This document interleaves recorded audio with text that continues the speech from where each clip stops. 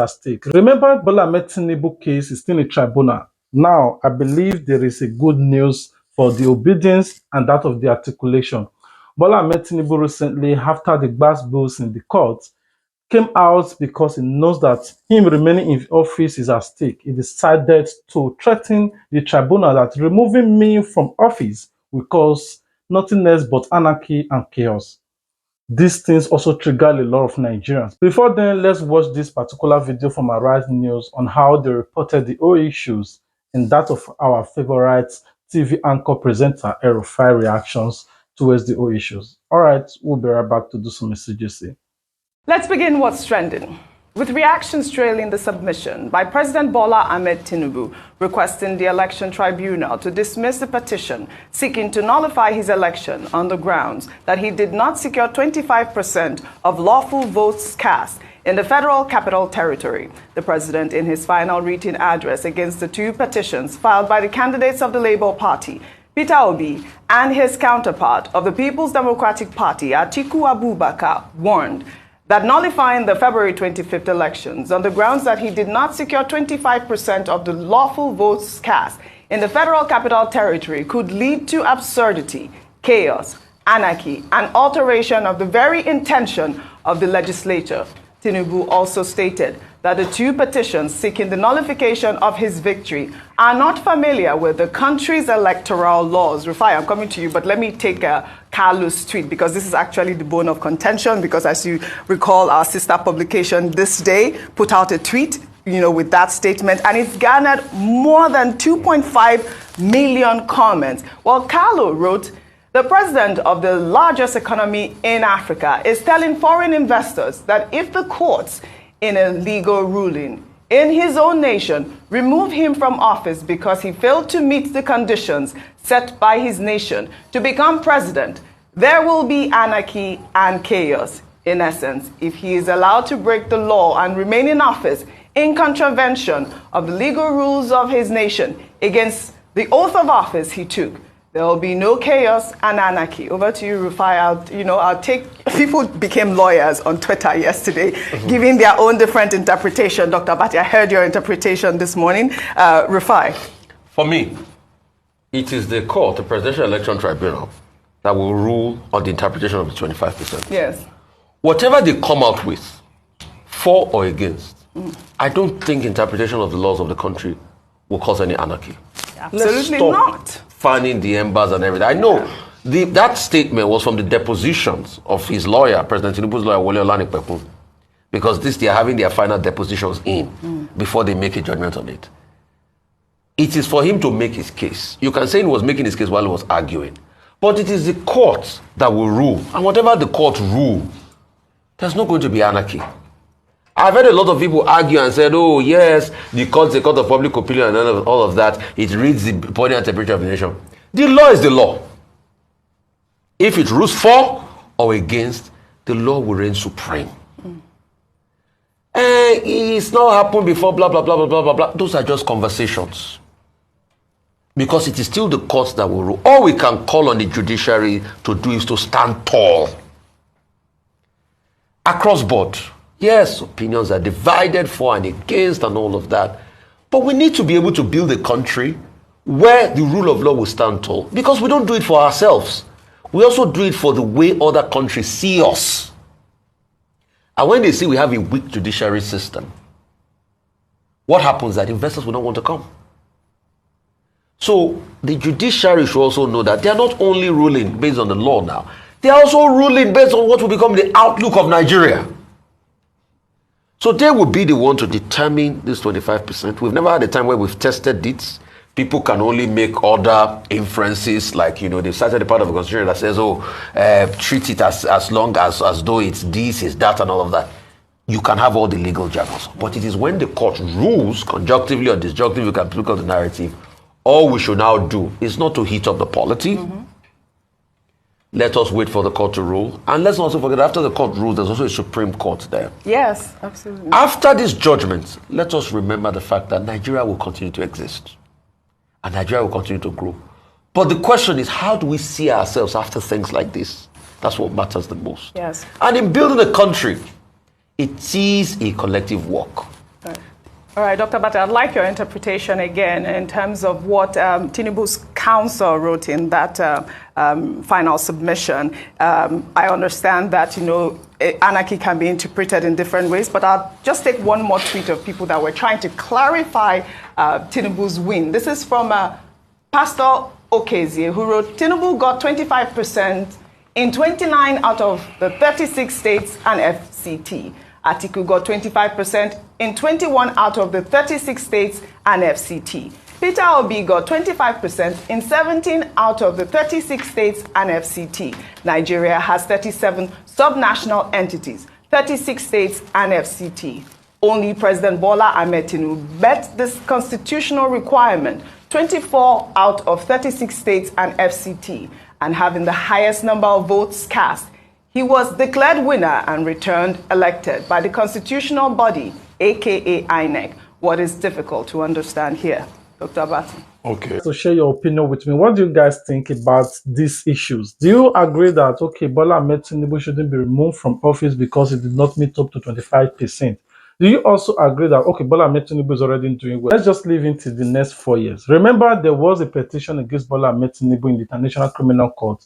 The obedience and that of articulation demanded from the American FBI that they should give them some certain informations about his criminal record in the country to fight against Bola Ahmed Tinubu. The FBI rejected and said that they should wait till 2026.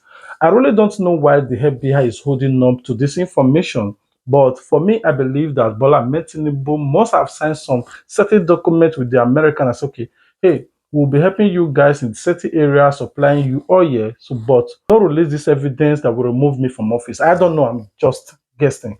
I don't know why the FBI will reject us or refuse to give this kind of information out that will remove a certain president who is not worthy to become president of a country. On the other hand, I want you guys to see the outcome of how Tinubu trump card in the court. How the INEC, only one witness at the 2023 presidential petitions in tribunal outcome came out in the courts today. So I want you guys to watch this particular video with me. The week started with the Independent National Electoral Commission being able to call one witness in the petition of the PDP and Atiku Abubakar. The witness, Dr. Lawrence Bayode, is an ICT expert who adopts his deposition before the court. Led in evidence in chief by the INEC counsel Abubakar Mahmood, the witness identifies a cloud trail log while making reference to the glitches during upload of results. The log is, however, admitted as evidence before the court amid objections by the PDP. Bayode also confirms that results transmitted electronically or manually would not affect integrity of election. He also confirms that the commission does not have any electronic collation system for the election results, and that a few days to the election, the commission had published in the Tribune newspaper that it would not transmit results electronically. Under cross-examination by the petitioner's counsel, Chris Uche, the witness admits that not all results were uploaded before the declaration of Bola Tinubu as president. He also tells the court that no formal report was sent to Amazon Web Services by the commission on the issues it claimed to have encountered. A copy of the final results of the European Union Election Observation Mission was also tendered by the petitioners, and the witness was made to read out a part of the report which highlighted that only 31% of the results formerly uploaded on IREF server were mathematically correct. Expectedly, the respondent raised objections to the admissibility of the report. The European Union Observation Mission, their final report was today tendered and admitted in evidence by the court. And you see that the witness who came from INEC, a director from INEC, read out the findings in that report, which clearly stated that the election fell below expectation, and that only 31% of what was reported was mathematically accurate. So we think that this is a very good one. Against Bola Ahmed Tinubu and against the APC has come to an end. We were able to call, that is Atiku and PDP were able to call 27 witnesses. Some of them expert witnesses, star witnesses. In proof of our case, we tendered a deluge of documents which were all admitted and marked as exhibits in spite of strenuous opposition by the respondents. On the other hand, the reverse side of the coin is that INEC, on whom the burden of holding elections should actually lie as to whether the elections were free and fair, called only one witness. Secondly, the second respondent, Tinubu himself, only called one witness, Senator Michael Bamidele Okpeyemi, who yesterday was elected as the majority leader of the Senate. As to the strength or weakness of his evidence, that would be left to the tribunal. But the important thing is that we did grill him through the furnace of the fire to show that the evidence he gave was not credible, and to show that the documents he tendered, particularly the report on the FCT, as a symbol of status and as a fountain of unity of the country, which they themselves tendered, was actually in favor of the petitioners. We were also able to elicit from the witness that Tinubu did not win in his own state, and that he was the only presidential candidate that did not win in his own state. All others won. Atiku won in his own state, Peter Obi won in his own state, and Kwankwaso won in his own state. That he did not win there. We were also able to enlist from the witness that of all the presidential candidates since 1999, none except Tinubu was in a position that he did not score 25%. All of them scored 25% and over, except Tinubu, who had 90-point-something%. All these things were put in evidence today. I think we have run a good race. The judgment belongs to this distinguished and honorable Court of Appeal, which is the Presidential Election Petition Tribunal, to do justice to the case, which has been witnessed by the whole world. Thank you very much. This is won't going to be ending the video today. Tell us your thoughts in the comment sections, and did you agree to what El-Rufai said? And if Bola Ahmed Tinubu is removed from office, did you believe there will be anarchy?